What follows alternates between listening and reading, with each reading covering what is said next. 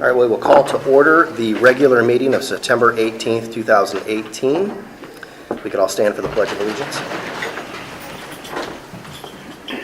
Pledge allegiance to the flag of the United States of America and to the republic for which it stands, one nation, under God, indivisible, with liberty and justice for all.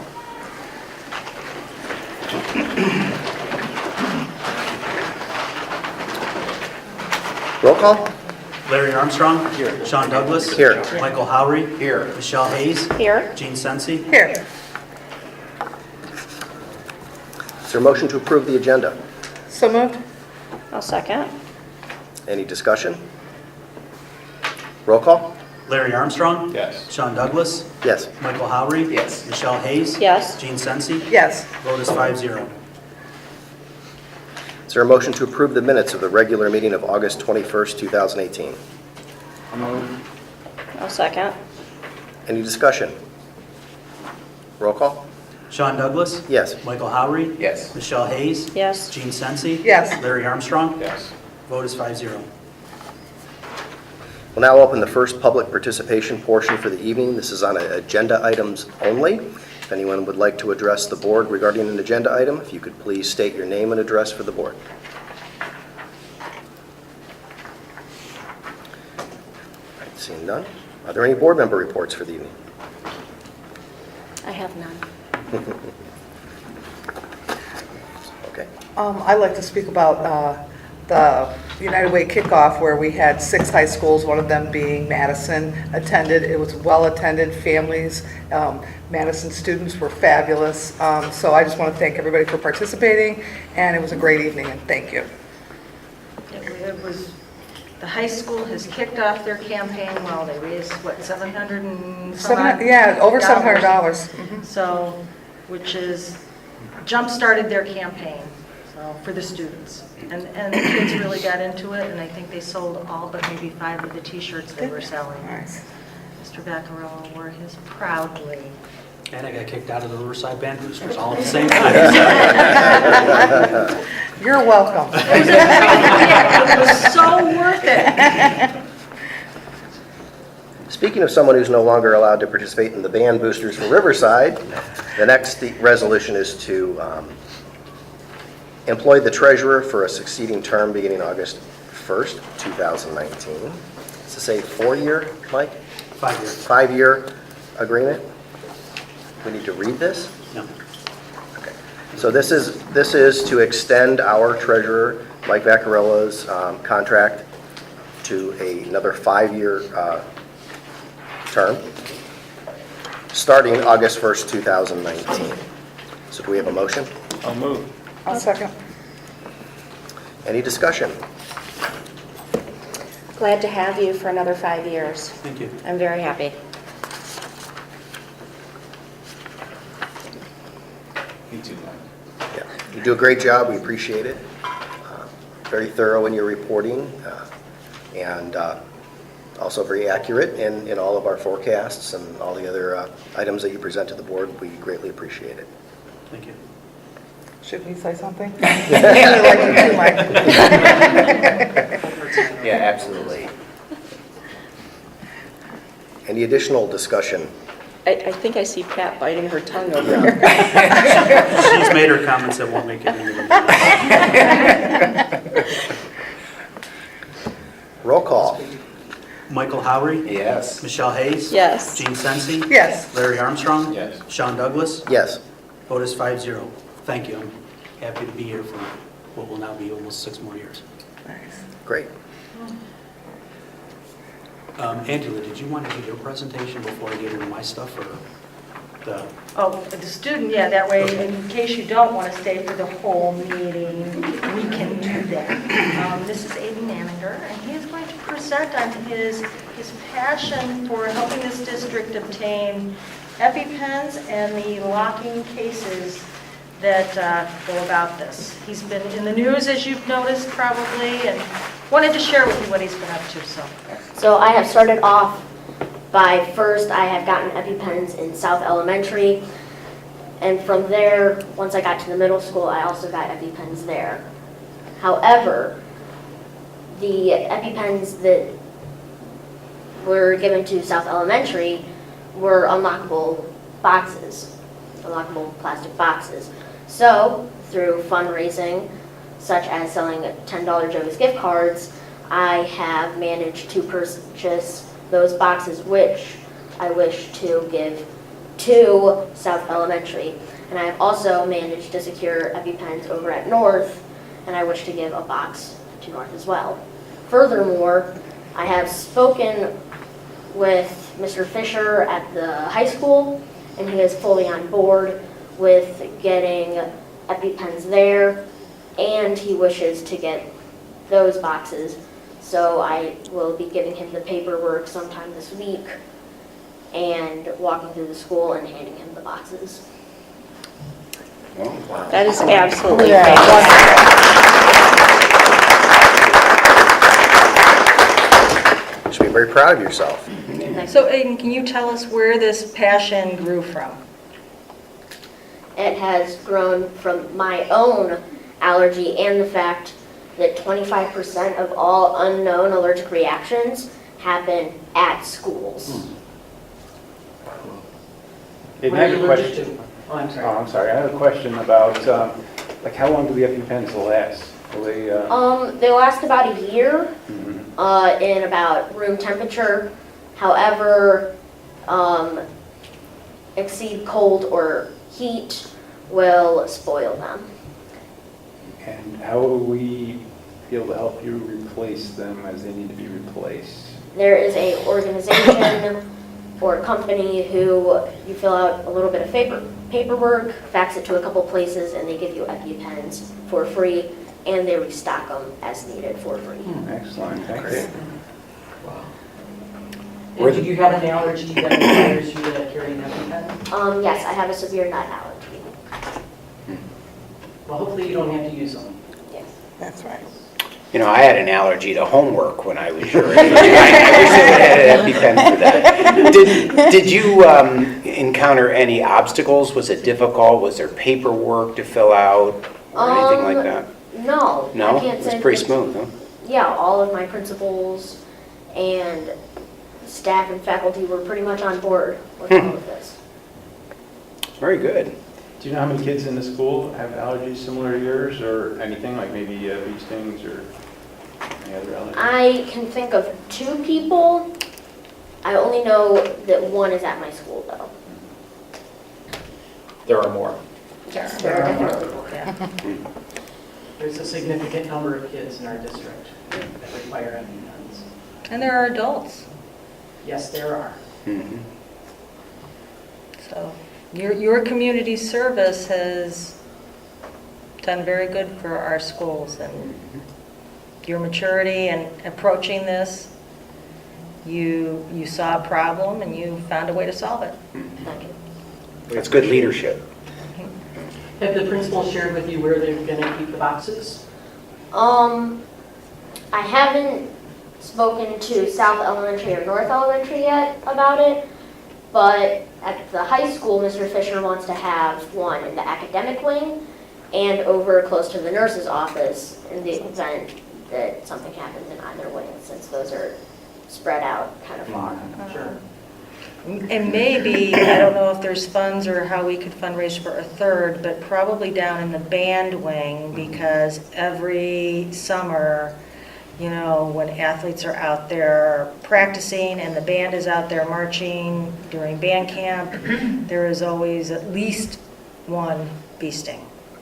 And speaking of which, the whole reason he wants to get EpiPens and that box into the schools is because recently a boy was heading out to band and he was stung by a bee and he had a severe allergic reaction.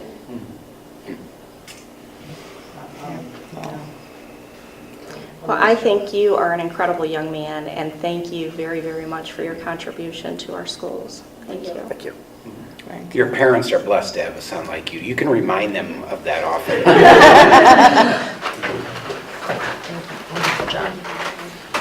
Thank you. Thank you. Thank you for your service. Thank you, and thank you for your time. Thanks, Aiden. Thanks, nice job. Nice job. All right, reports and recommendations of the Okay. treasurer. Before we get into the stuff that I'm going to talk about, I've asked Bob Cerruti to come and give the board an update on the technology in not only our districts, but the other districts we serve. It's been at least 6 months or maybe longer since he's talked to you, so you're up, Bob.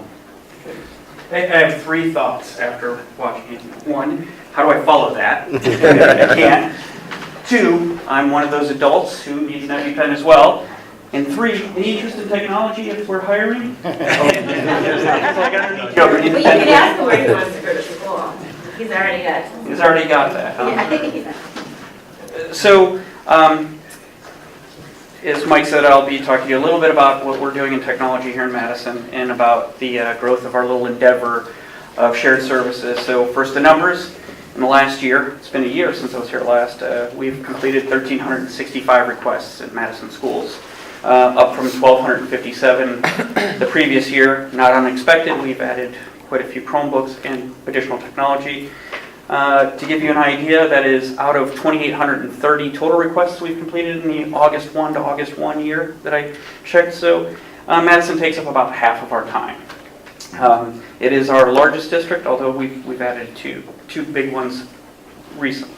To give you an idea of how our days look right now, as of close of business today, so just a few minutes ago, we had 27 new requests. Today we completed 30. That is just lower than our average at this time of the year. We're completing 32 requests a day. Just in Madison or everybody? Everybody. So that means that we are about on track. If we have too few requests, then we're overstaffed. If we have too many requests, then we're understaffed. So we're about right in that we're able to do these requests in about a day's time. Now, that doesn't mean that we're overstaffed. These requests will trickle down as we get further into school, but we'll move into more of our project stuff. We have some more expansion of wireless at the middle school in South that we'll be doing once we get the start of school underway, which we're right at the end of. So it's not a matter of when we're down to, say, 20 requests a day or 15 requests a day that we will then be sitting around. We'll then move on to projects, as well as a phone system expansion and some other things that I'll talk about, which actually brings me to the phone system expansion. So a little more than a year ago, we had done some calculations and figured out that I'll back up just a little bit. We've had, since the 2 new buildings were built, and the move to here, we had a new modern phone system, I would call it, in those buildings while having an older Windstream, old Windstream-ish system at the high school and North. And doing the calculations with some work that we had done at Newberry with the short telephone system, which we have here as well, kind of figured out that we could save money if we expanded that phone system to our older buildings, and that expansion would pay for itself within 9 months. I think we did that math. So we did that. Well, in that auditing process to make that move, we discovered there was a lot more savings to be had. That original savings was about $450 a month. We have just completed, nearly completed an audit. We have a few lines that we're still tracking down, but those savings, which we actually should start seeing on our next bill, will be about $1,750 a month. Plus the $450 that we're already seeing from the expansion brings us to about $2,300 a month. We're going to use that savings to put phones in all the classrooms at the old buildings. So, and that will take us about 18 months to pay for, and then after that we're saving $2,400 a month. And of course we gain the benefit of safety and security of having phones in those classrooms. So it's one of the bigger projects that we've been doing. Not to mention it takes some load off of like the secretaries. Now all of those teachers will have voicemail of their own, so it's not a matter of writing notes and putting in mailboxes. Communication between parents and staff will be much improved. Additionally, we did a wireless project at North and the high school 2 summers ago, not this past summer, the summer before, if you recall, that put an access point in every classroom. Well, our wireless in our new buildings wasn't as robust. They did not do an access point per classroom, they put one every other classroom. So in culling those old access points at the old buildings when we did the new wireless, we were able to expand our capacity at the middle school, and we're continuing on at South. once we get through the start of school, we'll add those access points back. We're actually able to do the same thing here in this building, so that without any additional cost, after those 2 projects, we're able to have an access point in every classroom so that we can support more devices or more throughput when necessary. So that's kind of a bit about the technical side of what we're doing. We did, this past spring, there was a book that's 2 years in the making. It was written about shared services, and our district was featured in one of the chapters about, they called us pioneers in shared services field. And so if you'd like a copy, I can provide it to you. The author has generously sent me some copies of the books to share.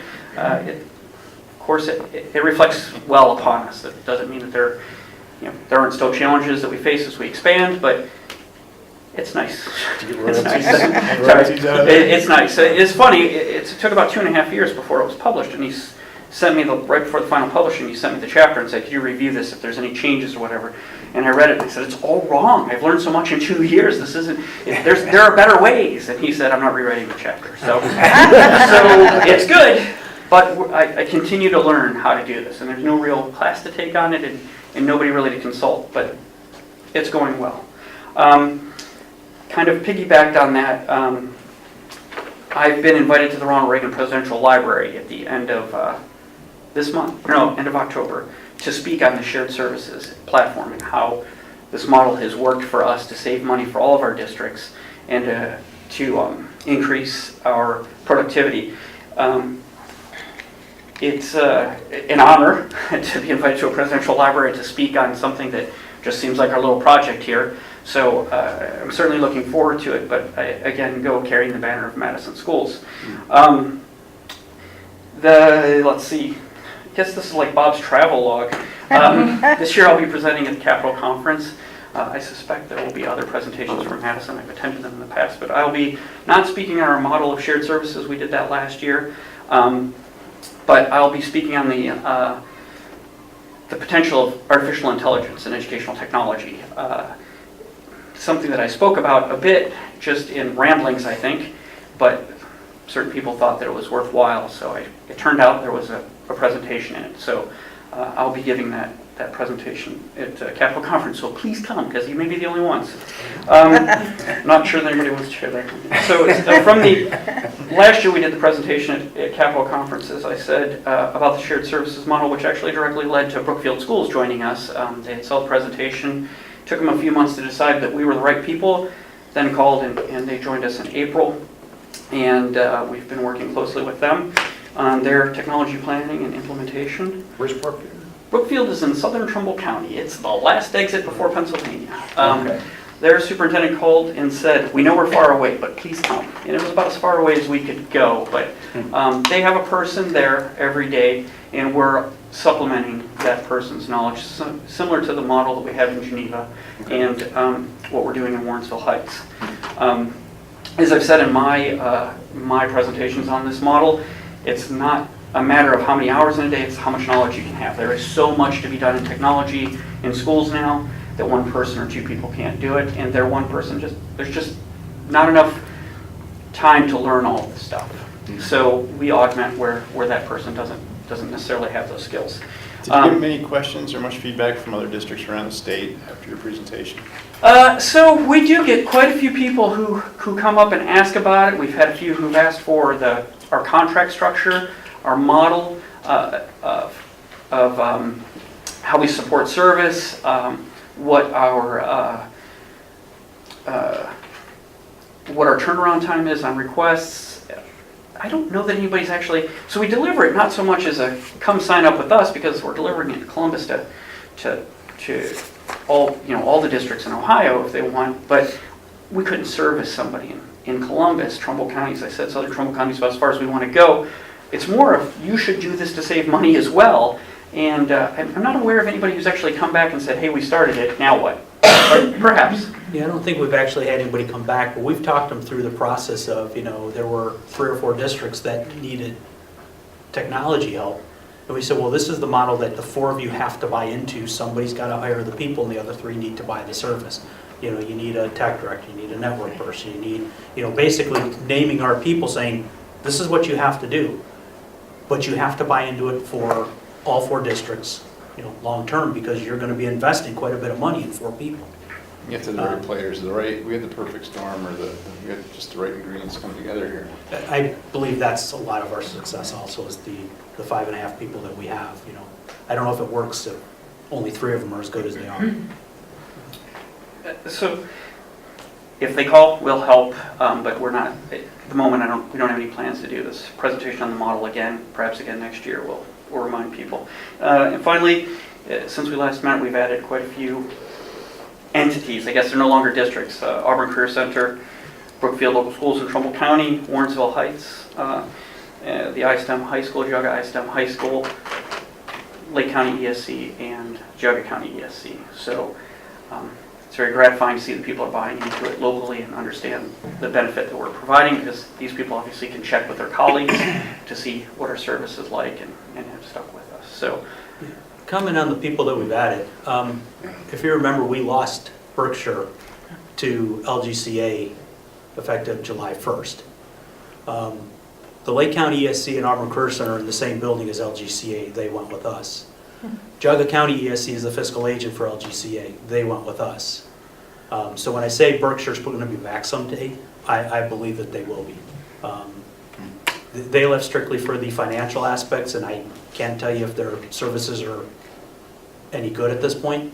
But if you have those people connected with LGCA coming with us, I think we'll get Berkshire back. And when we do, we've got a staffing problem. Bob, speaking of staffing, we hired 1 additional full-time. So We did. How many people do we have? So it's 5.5 5.5. full-time. That was between Brookfield, Auburn Career Center, and Warrensville Heights. We were able to bring on a full-time person who had worked with us, who was actually a substitute teacher in the district, graduate of the district, and we so badly wanted to expand. We were kind of crushed when Berkshire left, because it didn't allow us the opportunity to hire Tori, who we were looking for a place to call home for him. And then when we were able to add Geauga ESC and Warrensville Heights, it gave us that opportunity in Auburn. That gave us that opportunity. And I actually talked to him today. I talk to him every day, obviously, but today I told him, you're doing a great job. And he's done everything that was expected, and we had high expectations of him, and he's delivered. So we're very, very happy to have him. Very good. Is there any more questions? I'm happy to take them. If not, I'll let you move on. For Madison, just regarding our district, what's on your wish list? What's the next thing that would make things better? Better, I don't know about better. We are, I think, so I aim for 3 things in technology in a district: affordability, reliability, and sustainability. So we have to have it, we have to be able to afford it, we have to make it work every day, and we have to be able to do it in the future. Right now, we're in a nice place for sustainability. I think we've got a plan that we have 2 big chunks of technology that were purchased here. When the new buildings were built, we've got lots of projectors, document cameras, a lot of technology there. And that is aging, and technology doesn't age gracefully. And then we had, when we came on and did 500 computers, PCs, and then we've added more Chromebooks. So it's not that, it'll take us a little time to level that out. Of course, every district, you do what you can when you can, so that's when the opportunity came. Every district wants to get to 1-to-1. So at some point, we'll look at what that takes. I shouldn't say at some point we'll look at what that takes. We have looked at what that takes, and at some point we'll chart a course. But at the moment, there is some work to be done in finalizing our sustainability of what we have now. Thank you. All right. Thank you. Excellent. Thank you. Thanks, Bob. Okay. First, the audit will be starting Monday. When they get on site, I will send the board the official email with the contact of the person that's in charge here. Should you have any questions or concerns, you can always just email her directly. I think there's only going to be a couple, 3 of them out here, and they'll camp out for 4 to 6 weeks. I'm not going to make any disparaging comments about state auditors because there's one in the audience right now. So in 2010, we issued a little over $10 million in Build America bonds with a final maturity of 2042 is when we pay the last bill off for the buildings. The financing for this is a little different than what a school would normally issue. They were issued as taxable bonds, where we would normally issue tax exempt bonds. Taxable bonds carry a higher interest rate, but in the case of these, the Build America bonds were issued with the higher interest rate, but we got a federal subsidy we got a federal government subsidy to offset that higher rate. So the school district is paying about what it would pay for a tax exempt bond. In the original agreement, the federal subsidy was supposed to be 35% of the interest rate. Well, about 5 or 6 years ago, through federal cuts, it was reduced down to just about 33%. That's important because it triggers an extraordinary options redemption provision. So every year since that has happened, I've had our bond underwriters take a look and figure out whether we should refinance. Factors that we're going to consider when we do that is the change in the federal subsidy rate, which since they've cut it, it's remained constant at the rate it's been. Change in interest rates, which is actually working against us now because, as you know, rates are climbing, and time. So right now out to 2042, that's a long-term bond that presents problems when you take it out to the market. We can privately place it with a bank at even the 10.5 million, but they don't want to go out that long. So the longer you go out, the larger your placement, the higher the interest rate, the less advantage there is to refunding. So right now, I had them run it, and it doesn't make any sense. I think last year I talked about all of our funding with the buildings, and it didn't make sense to refund any of that. But I just want you to know that we're going to look at this every year or every other year, and based on those three factors, come back and say, maybe we should refund it, or maybe we shouldn't. Just a quick example right now, under all the circumstances, we would save no money by refunding. If there's a 10% decrease in the federal subsidy, we'd only save $12,000 a year. And we make interest payments on this of about $600,000. So that's a lot of work to save $12,000 a year. The millage generates, I think, $1.5 million. So $12,000 isn't even going to move the millage. But if they cut the entire federal subsidy, that's $171,000 a year. I'll be back asking you to approve the refunding, and we'll go through everything that we need to do. So just wanted the board to know that even though it's long-term and we're only making interest payments, we're still looking at all of the debt associated with the building of the buildings.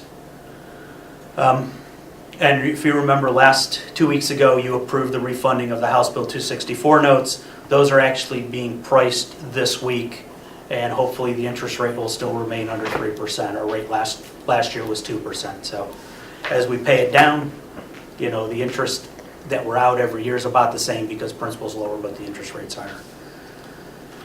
After the last meeting, the board talked about having the donations only on the televised meeting. So I thought I'd real quick name the people that we accepted donations from at the September 4th meeting so they can get their moment on TV. So it was Keep Us in Stitches, Park United Methodist Church, Great Day Childcare, the Warren team at Howard Hanna, Huffman Mayer Wealth Management Group, Trice Chiropractic Clinic, Joey's Italian Grill, and Jack's Pools and Spas. Again, thank you to all of them, and there's a number of donations being accepted tonight. On the agenda are the permanent appropriations for fiscal year 2019. That's the spending authority for the fiscal year. And there's also the general fund numbers are the first of the 5-year forecast, which is also on the board agenda for approval. That forecast remains the same as it was 2 weeks ago. I haven't made any adjustments to it. A couple other items that are on the agenda.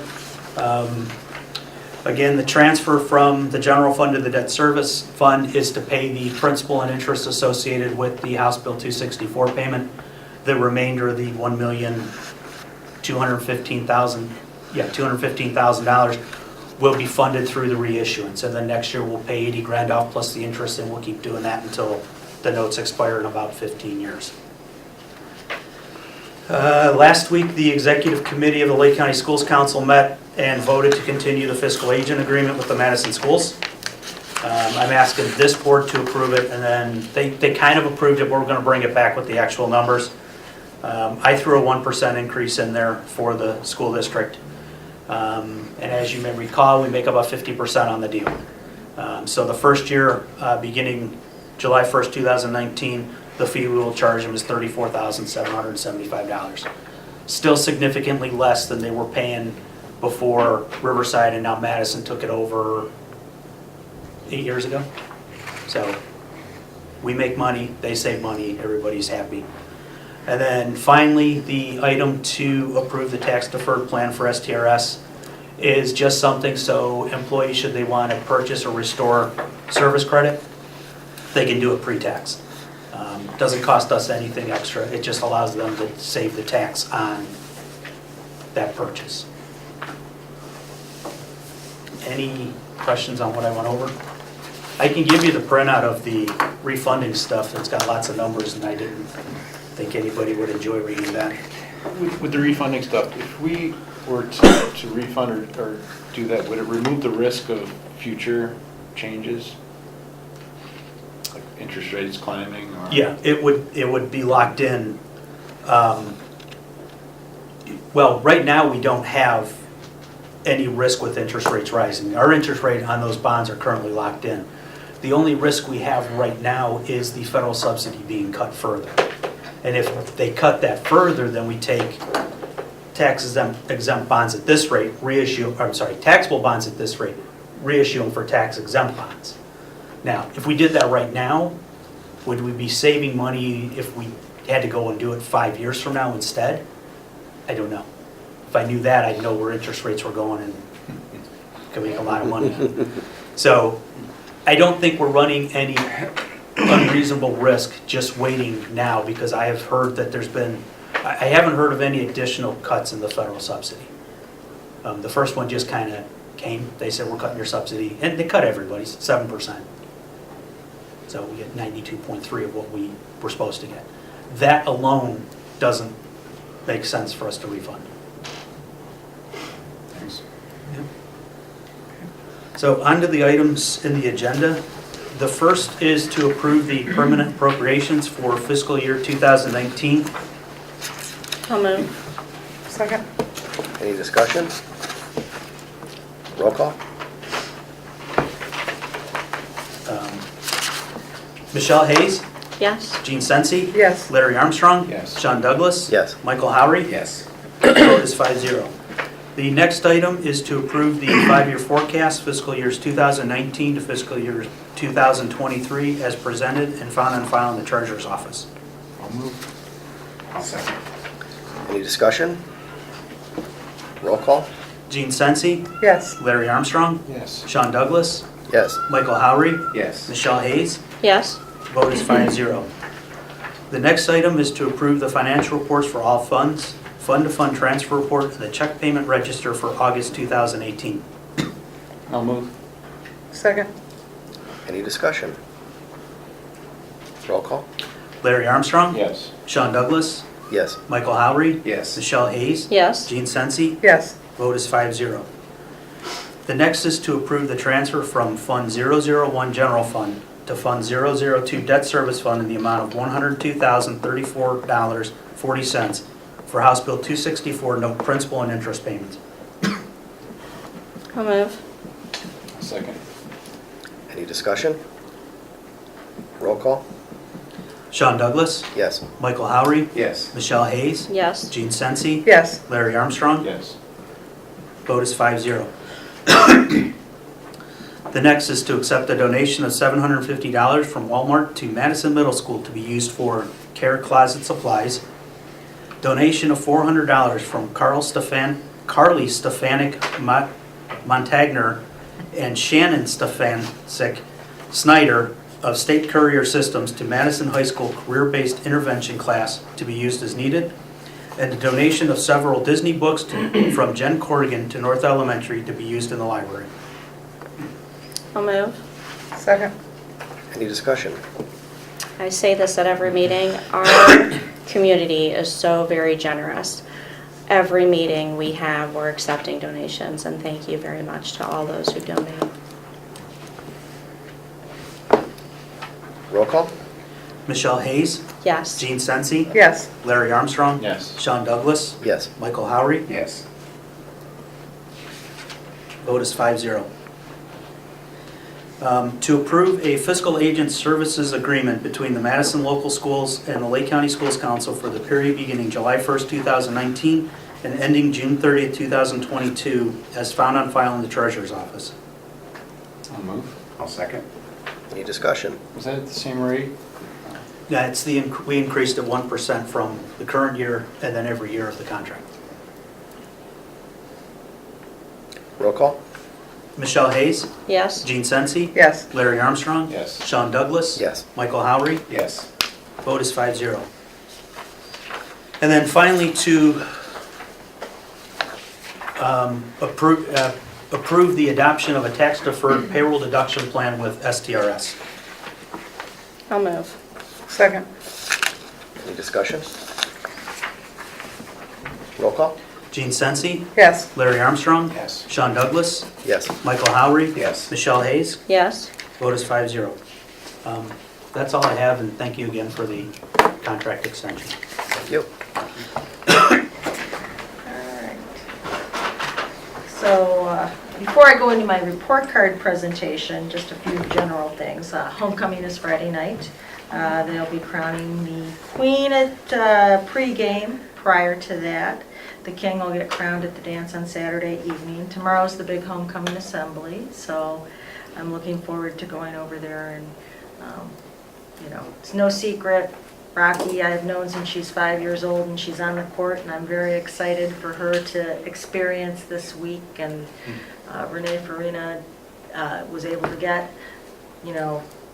her get a limo for the kids to have dinner beforehand for the dance. And so she's just going to be a very special week for our kids in the MH unit at the high school. Board members get to go in the limo, or just Rocky? Or? But they'll be there at dinner at 5 o'clock at Joey's. So. All right. If I can interrupt, Renee Farina has managed to get, they go to dinner and a limo, Mr. Whaley at the high school drove the limo last year.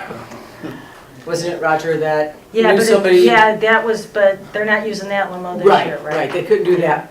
But this year, but they were able to get a limo to drive the MD kids everywhere. And so it's a pretty big deal for them. Yeah, And but last year it was neat. Mr. Whaley got the hat and all that. And picked them all up and took them to dinner and to the dance. So it's a shout out for our high school group that really go above and beyond for our kids. Yep. What time is the program? The assembly tomorrow, Dave, do you have the I don't have calendars it. up? If you have my calendar, it's on my calendar. I think it's like usually around 10. 10. Yeah. So I will tell you, my son today says, I'll let you know on Thursday if I'm going to go to homecoming. I said, wait a minute, isn't homecoming this week? He goes, oh no, it's next week, Mom. I'm like, okay, then Thursday will be fine. Apparently he's wrong, and I'm going to have less than a day to get him dressed for homecoming. Yeah. He's wrong. It is this weekend. Against Riverside. I don't know, you should be wearing your Madison snare drum shirt, That I can wear Friday night. Oh, okay. Good. Got use out of it.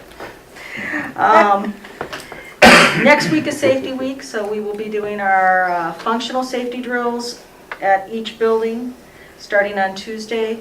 The two big schools, middle school and high school, will be doing evacuation drills. Mr. Brady and Mr. Fisher have been working on the details of those, so I will have a full update in the newsletter next Friday as to how all those drills worked out. One additional notice that I did send out to staff, and it was originally supposed to be this week, but they changed it, is the FEMA testing of the emergency wireless network. And there's some acronym, I can't remember what it is. But it was going to be this Thursday at 2:18, but because of the Hurricane Florence and many people involved in FEMA there, they moved it to October 3rd. And why that's important is that we have, especially at the middle school and high school, more than just staff that carry cell phones. I don't think it's a big issue at the elementary buildings that kids are carrying around cell phones. But at 218, imagine hearing that Amber Alert like buzz going off everywhere.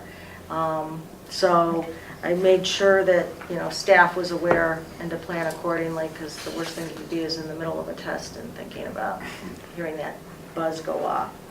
But that will be happening October 3rd. All right, one last thing, levy yard signs will be available next week.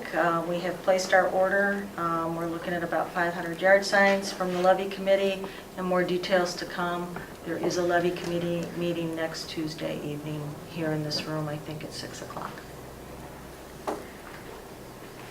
Now for the main event of the evening. I thought about a lot of ways to present this material to you. How to take the state report card and its impact on Madison. So I looked at it from, and these are actually our kids in the slides, I put our pictures in here. But Madison report card, the strengths and challenges, and it should really say, because the English teacher in me should have done it right, upon which to build. So I had a dangling participle out there. I caught myself, self-corrected.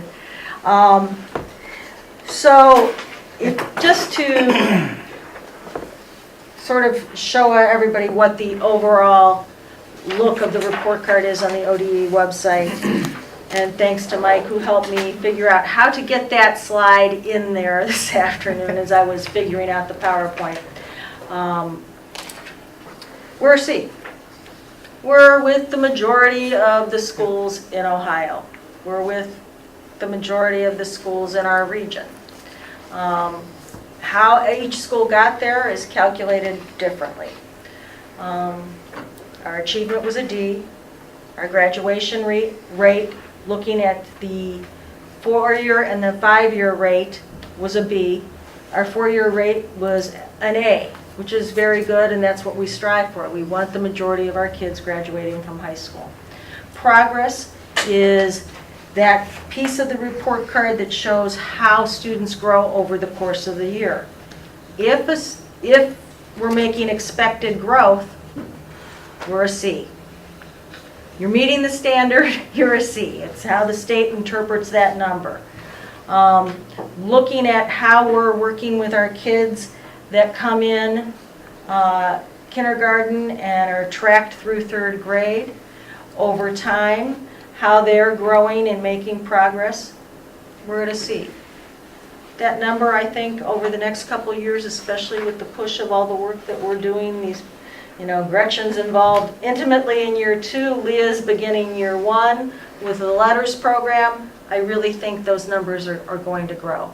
I think our biggest deficit in that number is that we don't have all-day kindergarten, and that's not a luxury of something that we can afford, because the more we could put that literacy-rich environment into our youngest readers, the less we have to close the gap as they go up. The gap closing, while we did not, as a district, meet that indicator, it grew by 8%. So we're starting to close the gap on the annual measurable objectives of all our various subgroups on these tests. At the individual buildings, 3 of the 4 did very well, and we'll look at that in the next page. So I finally decided to really study what prepared for success meant for tonight's presentation.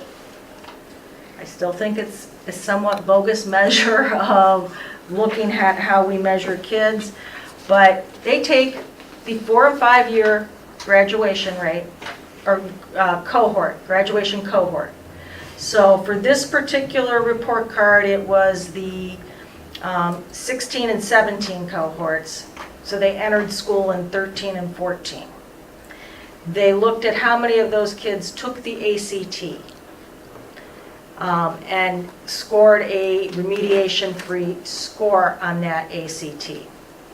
They looked at how many of those students earned honors diplomas, and there were some changes to the honors diploma in the last couple years that with physics and things hurt some of our kids from being able to attain the state honors diploma. They graduate with honors from us, but they don't necessarily get the honors diploma.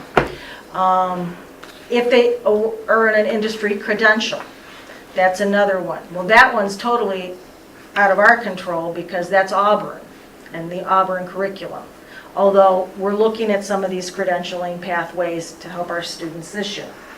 Then they take how many students score a 3 or above on the AP test if they're in the above mix of this number and assign a weight to it. They take that number and divide it by the number of kids in the cohort. I'm not quite sure why they divide it by the number of kids in the cohort, but that's what they do. So that's how that grade for this year was an F. It went down just a little bit because last year on that measure we were a D. That was also the measure where, this is my editorial comment, is that for the class of 2011 that graduated from Madison High School, 29% of those students graduated from, I think, an Ohio college. And they put that on the report card in 6 years. And how that is relevant to Madison High School, I'm not sure, because 6 years out of school, a lot of things happen to people. So, but that's how they track the data. And so then the next slide, I have included the snapshot of each of the buildings. Madison High School had an overall grade of C. They had a D on the achievement, which is basically your testing indicators and your performance index. But they increased a few indicators this year. Progress is a B, so they're growing, making gains above expected growth, and they're really closing the gap. Their graduation rate was a B for the 2 years of the cohort. Madison Middle School, we've talked about, we have some work to do there, and I'll talk about that in my presentation. North Elementary School, great job of closing the gap, and I want to comment on that especially because the socioeconomic is the most kids that are living in poverty in the district are in that building across the street. And we get kids in kindergarten that come in way below any grade level. They're just learning how to function in a classroom, let alone having the academic vocabulary to succeed in school. So when they come in, there's a lot of kids in the red that by the end of the year, they're getting those kids to green, which means they're making those gains. So that's going to close that gap. They did very well with their math over there, and their achievement was at a C, so it was a good year at North Elementary. And South continues to do good things in progress and gap closing as well. Okay, so how exactly does a B, an F, an A, and a B equal an overall F? We're not an overall F. For gap closing, we are. Well, for gap closing, I'd have to go and dig into the actual calculation of each of those tests and the subgroups. So that just doesn't make sense to me. If one school got a B, one got an F, another school got an A, and another school got a B, how do we get an overall F? I get it. I can dig if you really want me to dig for those needles, but to understand all those subgroups in the charts, that is the one that was the most confusing for me to dig into as I was trying to figure out the way to explain it. Well, is there someone that you can call at the state and say, okay, how does this equal an F? I got a B, an A, a B, and an F. How do I get an overall F in this? I mean, is there someone that can actually explain that to us? I can do that. We will call and get some answers as to how they explain it. It was at 57%, so it's based on percentages. So if these percentages weren't high with the Bs and the A was low, we had 57.1%. Last year we were at 48%. So, and that's just how they test. Everything is a subgroup. So special needs, your your whole district becomes a subgroup. I mean, they calculate this so many different ways, it's not even funny. But I'll find an answer. I can do that. So, general areas of strength. These were the indicators we hit as a district. High school biology, we made the 80%. High school government, I think we were at 86%. U.S. history was right at 80%. And then, of course, we met the graduation rate. Areas of improvement. So we did make improvement on the high school end of course exams in ELA 1 and ELA 2 significantly. They were up over 70 and 70, I think it was 74% and 70%. And to hit an indicator, it's 80%. I really believe that through the work that we do this year, mapping the curriculum, we're going to get even closer. And hopefully get those indicators, because that's the kind of writing that they need to do in college and to be prepared for their future. There was improvement in ELA in grade 4 and 5. Like I said, the gap closing did improve 8%. We increased in the number of indicators met, but we're still below the standards. 3 buildings earned a grade of B with significant improvement in progress and gap closing. Challenges. Indicator growth is moving up, but slowly. You know, last year I think we had 3 indicators, this year we had 5. Prepared for success is based on some factors that are outside our control. Industry credentials are through Auburn, and like I shared with you at the last meeting, I've learned a lot about those industry credentials. College credits and AP scores are based on students enrolled in courses, and the college credits, actually, if we get more kids going to CCP, we have to pay the bill. So that takes away funds from our classrooms. Now, the more students that take courses that are Lakeland accredited at Madison, that money stays with us then, for the most part, right, Mike? ACT should improve as more students are taking it, and we're offering that ACT review course. So what are we doing to improve? Curriculum mapping at the middle and high school. Dr. Brian Drost is a curriculum specialist with the Geauga County ESC and Rocky River schools, and he has worked with districts such as Solon and Rocky River. He's also consulted with Field Schools and Eastwood Local. Field Schools, I looked at their report card, they were a C this year. Eastwood Local was a B.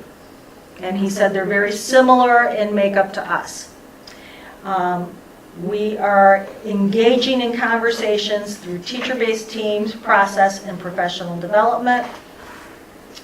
And we have ongoing work through our strategic plan. So we still look at our strategic plan for what we do, whether it's professional development, our teacher-based teams, looking at how we map that curriculum to put those higher order thinking skills. And I think that's part of the conversation, that as we started this curriculum mapping with the middle school math, they were looking at it as, we don't have to eat the whole elephant, we have to change what we do. You know, they're worried about what kids can't do instead of getting them to what they can do. And it's a shift in thinking. So we have the commitment from the staff that we want our students to succeed. Like I said, the direction is our strategic plan. So now it's taking those arrows and really working on the alignment.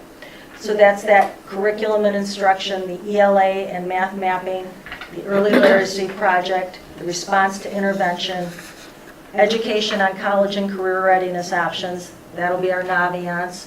So that we're helping kids to guide them to their pathway. And I think that's a lot of what the state's been doing with workforce development. I mean, Sean, you do work with workforce development, and getting people to come about, I'm good at this, now how do I get there? And at an earlier age. Now, the big question mark is we are dealing with human beings, and their minds change, and sometimes people mature at later rates. So, but we are doing all of these things to improve. And some things with Dr. Drost, his success, what he asks at the end of his work, all teachers can articulate grade level expectations aligned to state standards through a defined curriculum map with supporting resources. And, you know, there's no magic bullet. That's a lot of hard work, but that's what we're starting with right here. That's what we started in this room with our middle school math team last week. We'll be bringing the ELA group together, both middle school and high school at the same time in October. We'll bring the high school math people in, and then at the end of the month, we're going to bring back all the math people to start really working on their mapping. So And that's mapping to individuals? it's mapping to the standards so that they have the big picture so that they can help the individual students and help with that differentiation. And then that assessment piece is huge, measuring what the grade level expectations are. And getting to essential questions, because that was one of the big pieces with the math group the other day is, what are those essential questions? What is it that we want them to be able to know and do, and how do they articulate that? And it's tough work. So, Did he consult with, is this just recently with Field Local Schools, or was he? yeah, because he was Summit County ESC for the last couple of years, so yes, Field is, I think, one of those districts that was at Summit County, yes. So do we know what their score was last year, or was he not with them last year? I'd have to go back and dig I just into the wonder report if card. their score has improved since he started consulting with them. I can look that up. I can get that information. I did a cursory Yeah. look at their report cards to see where they're at. And, you know, it's a piece of it's one piece of the puzzle. And I believe that the report card is important because it helps us to say we're teaching what the state expects us to teach. But there's so many things the report card doesn't measure that I think I would be remiss if I didn't talk about all of those other pieces. The talented musicians we have, the community service, the artistic endeavors, health and wellness, students involved in activities. That's what, I think I sent you the wrong presentation because they've got another one in front of them. But students give back all the time. We just saw it with Aiden in front of us. The creative artists, the competitive athletes. We have so many kids that do things outside of school, 4-H, Scouts, the number of Eagle Scout projects that happen. So those are, I think, a lot of the things that happen. It's kind of funny. Bill Fisher's starting this talk with his AP teachers, all 4s and 5s, a guide to teaching and leading advanced placement programs. And I just opened it up. He sent me the book today. I just opened to the page. I mean, totally random. And in this was a block quote, "Numbers will never tell the whole story of what our kids learn in our classes." And I thought, how appropriate for me to talk about the report card tonight. Because that is what I think the report card lacks, is that piece of what is it our kids are really learning and how are they learning it. Success is measured by looking at the whole child, and the report card is one piece to that success. I mean, I see some amazing things every day when I'm in classrooms. And, you know, it touches my heart when I'm out in the buildings and the kids do know who I am. Because that means they see me enough to know who I am. You know, last week I was in first grade and they, in Martha Gale's room, and they said, "Well, do you know who this is?" "Well, yeah, Mrs. Smith, she came to us in kindergarten." So, you know, or if I'm in the high school, they'll say, "Hi, Mrs. Smith," and I'm like, wow, I do, people do see me, and I want to see what they're doing and check up on things, and so, questions? Angela, you mentioned College Credit Plus, you know, how that is a cost to the district, and it's a benefit to the students in some respects. And I've been to the presentations where the guidance counselors, especially Julie Beam, does a good job of explaining the benefits of that, and also there are some risks that come with Yes. AP. I mean, the parents are not kept as well informed of the students' Right. performance, and then, if the student doesn't pass the class, then it becomes an expense for the parent. So I've been part of those presentations, but I'd like to see us do a little bit better at explaining the advantages of the AP classes in lieu of CCP. For instance, if your student passes with a grade, 4s and 5s on the front of the book there, but I mean, if your student passes with certain grades, they can get college credit for an AP course. And those many colleges, all colleges, know what to expect with an AP grade. They don't know what to expect necessarily with a college credit plus grade, depending on which school you take it at. They don't all accept them. You can go to Lakeland and take a class, and there are certain colleges that will not accept those as transfer credits. Most will, but not all. But I mean, I think that it would be helpful to explain the advantages of both for parents, because some parents just hear, my kids can go to college for free, get college credit, and that's something I don't have to pay for later when they go off to college. And that is an advantage in many circumstances, but not all. So I just think the AP courses they have some advantages. And also keeping your kids in your home school district when they're still kids is an advantage that not all parents think about. Finances are a consideration, but there are additional considerations as well. And we have, increased the number of AP offerings in, the last couple of years. Yeah. And so Glad there to are see more that. ways for our students to earn that AP credit. So I think that's a good piece that maybe Mr. Fisher needs to put some materials together and, send even in one of the newsletters that Mr. Whaley's doing, do a compare and contrast. Sure. Which is the best fit. Right. So- They both have a lot of benefits. Is middle school math a transition issue from elementary to middle school? Something that there's a big jump in the demands or something that maybe we could prepare the kids in elementary for? Well, I look at it that for years, we weren't meeting the indicator at fifth grade math in any building. This past year, at North, they met that indicator. And as a district, we were well up over 70-some% for fifth grade math. So I think the alignment with everyday math, because I firmly believe math is one of those subjects, you have to have that alignment. The alignment with everyday math has helped improve how our students do at the elementary level. The last major alignment that the middle school did was 12 years ago. I mean, they did some work as TBTs, but when we ran out of money, we couldn't buy the resources because it's expensive to help with that alignment. And I believe that of all the subjects we teach, math needs a set textbook. It's hard to piece math together. And then if one group's doing grade level's doing one activity, and another one chooses another way to go, you've got all this crisscrossing and the arrows aren't going the same way.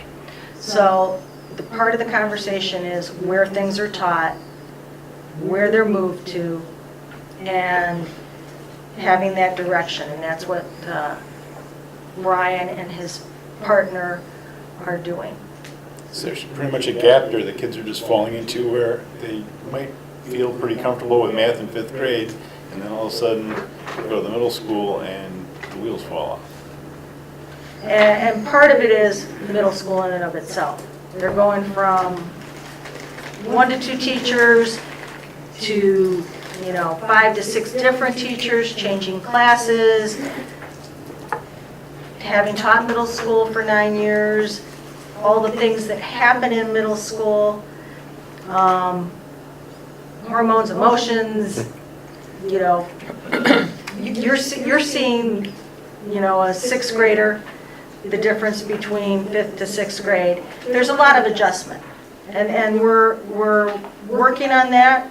I am confident that we're going to see some changes. We have some very passionate teachers. we just got to get the arrows where they need to go.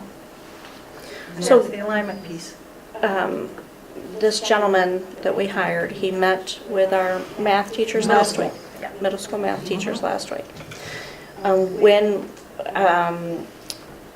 will they be meeting again, or? They'll be meeting again at the end of October, because he's got to do the other intro pieces with some of the other departments. But they're doing some things in between. He's given them homework, they're emailing him back and forth, so he's already putting things together for that next section. He's very accessible.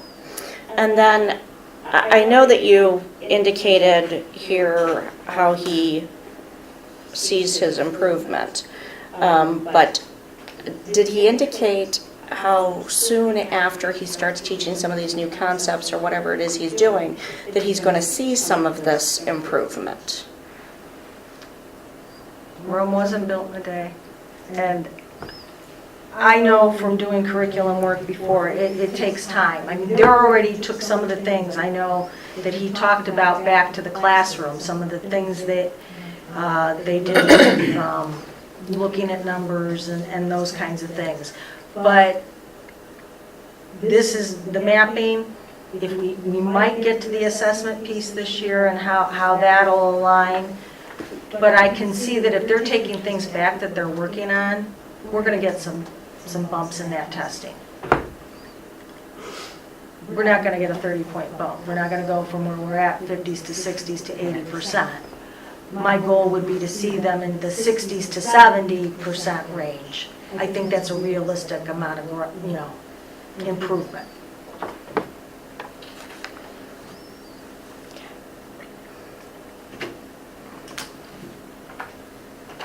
And I think it's worth noting, I think you asked Mike to share those numbers.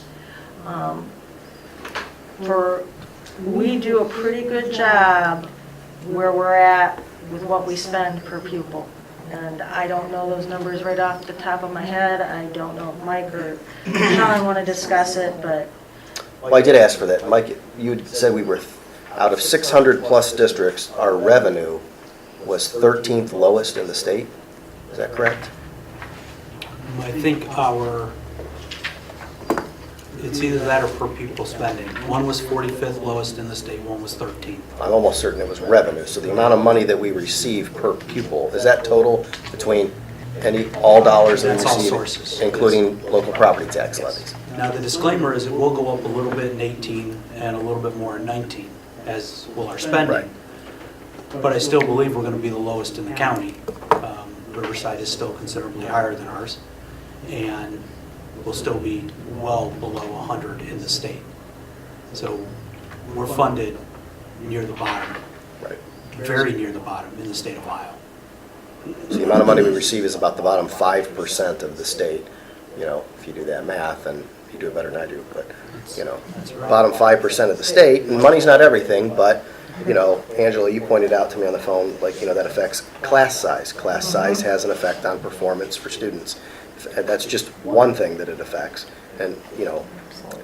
Running out of money 12 years ago when it came to middle school math. So I think it's not everything, but it needs to be part of the conversation. So I know folks will say you can throw as much money at a problem as you want, that doesn't solve the issue. That's true, but we're nowhere near throwing the most amount of money at the problem right here in Madison. that is my report. Dave, did you have anything this evening? I have no report this evening. I'm just curious, how are our teachers?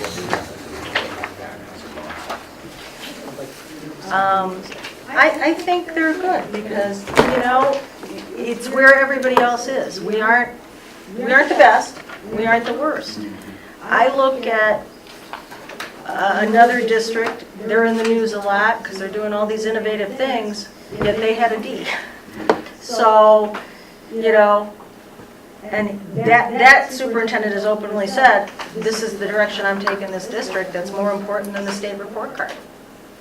I think it's a balance. I think it's a check that we're aligning our arrows on the standards that have been adopted by the state, but that we are so many other things.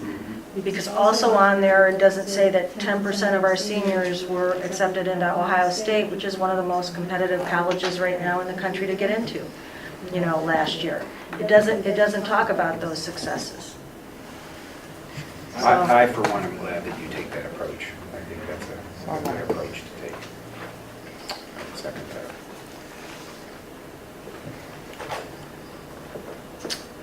that. Mike said I have 5 minutes and I should feel free to use 2 of them.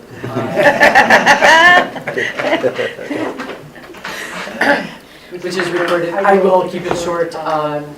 There's a few things in special ed, it's ever changing, ever challenging, but a shout out to the high school again.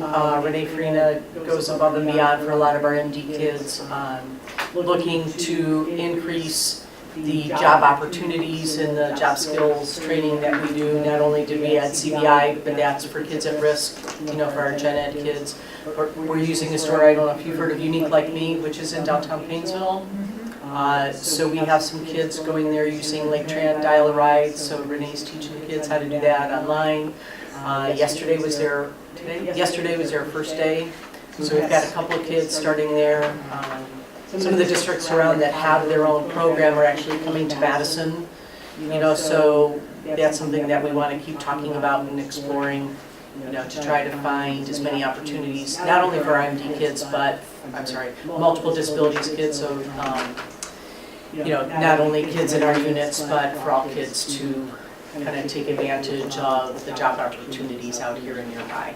So you'll be hearing advertisements, soon they'll be stocking for Christmas. So it's a neat place when you have to buy someone, not necessarily your significant other, but somebody to, your teachers or, some nice things. And it's all made by kids, sold by kids, managed by kids with one adult who does a phenomenal job there. So that's pretty neat.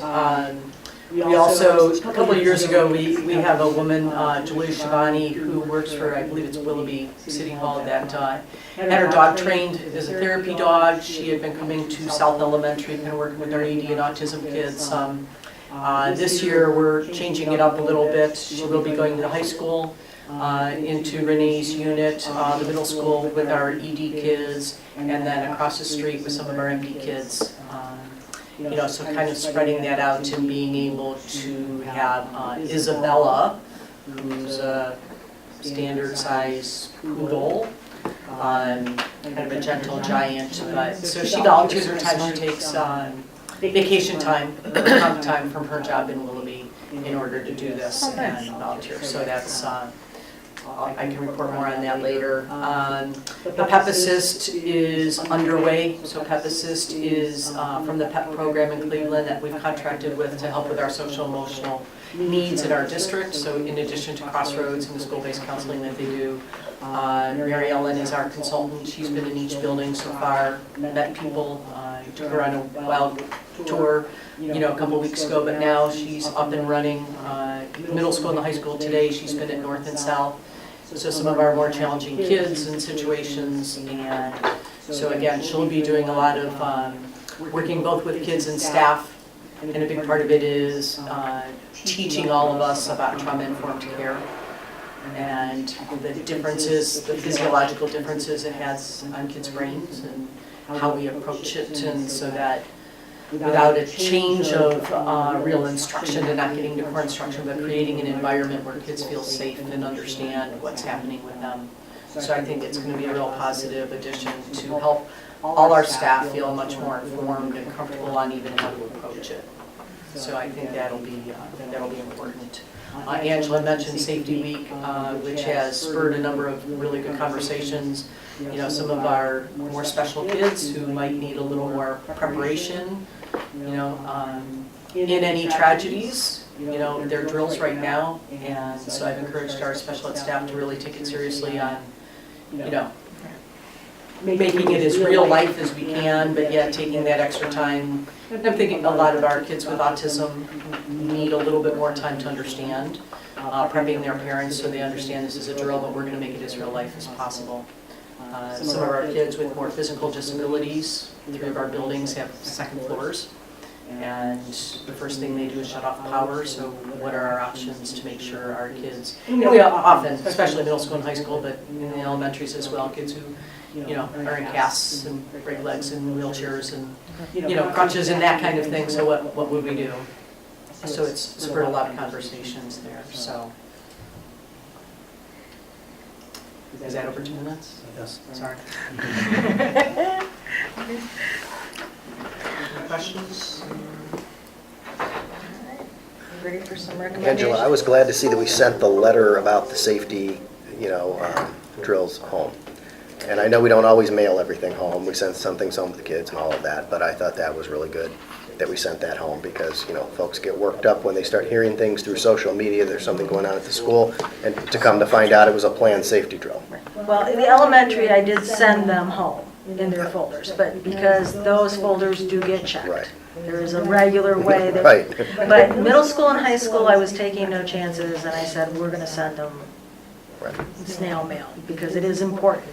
And next year, as we have to plan for the real-life scenario drill, the full-scale drill, and that's gonna happen at different times at each building, and it's probably gonna mean some coming back to you with a recommendation for early dismissals at various buildings to make sure this happens.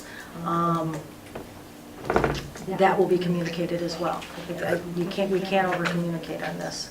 What do we get from the drill? What kind of feedback or grade or? We have to do our own assessment. So we go in there and each principal has to write what things they need to change and those kinds of things. So while it's a compliance measure, Dave and I had gone to hear a safety expert last week in Cleveland, and he said it's practice, knowing the procedures, and having people comfortable, and you can't overdo those things ever. And then really looking at, this whole thing spurred a conversation with Pat in the special ed department. So those things are very important, because we take for granted that everything's just always going to work. And what if it doesn't? So it's a big piece of things that we do. Anything else? So under the recommendations this evening, under the personnel motion, we're asking you to accept the resignation of Holly Osborne, pre-K assistant, effective September 18, 2018. We're asking you to enter into the following employment contracts. Substitute teachers is approved by the Lake County Educational Service Center and/or the Madison Local School District Superintendent. Under a one-year limited substitute teacher contract, John McMahon, Eric Troon, Keenan Irish, and Tanya Robinson. Following person, each is a casual day-to-day sub, Donald Sanzo.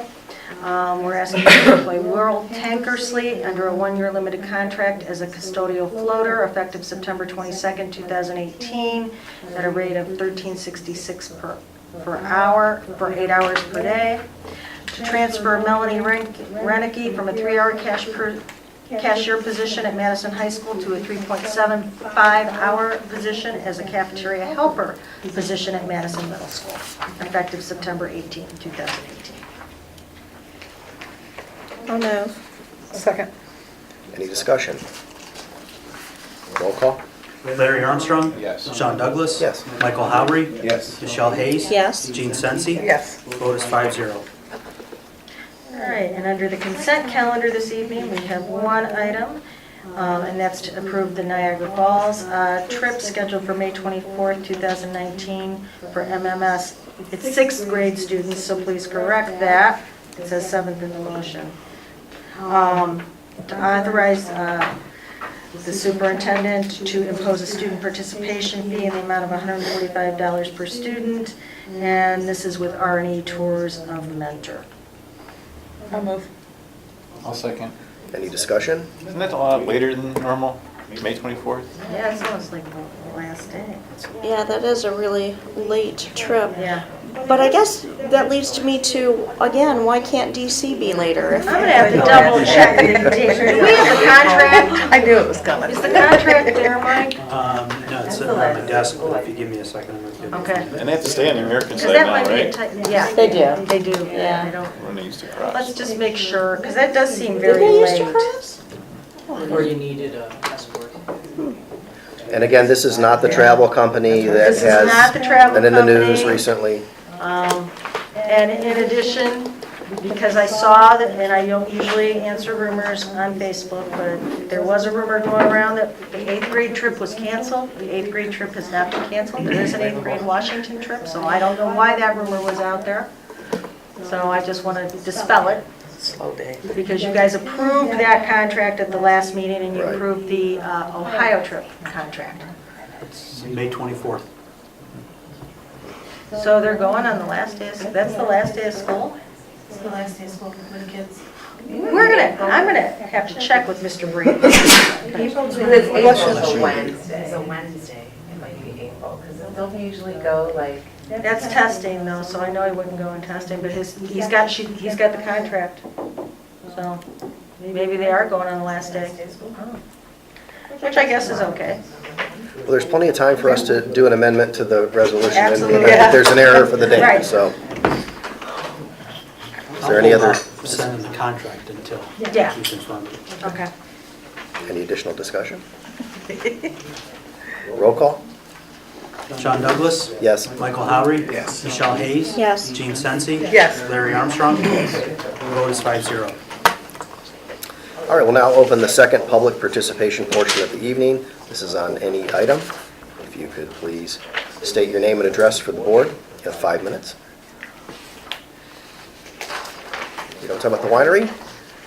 Sure. Madison Public Library and Friends of Madison Public Library, it's a Friends event. The winery fundraiser is Monday, September 24th from 5 to 7. You can purchase tickets at the library or you can purchase them at the door at Grand River Cellars.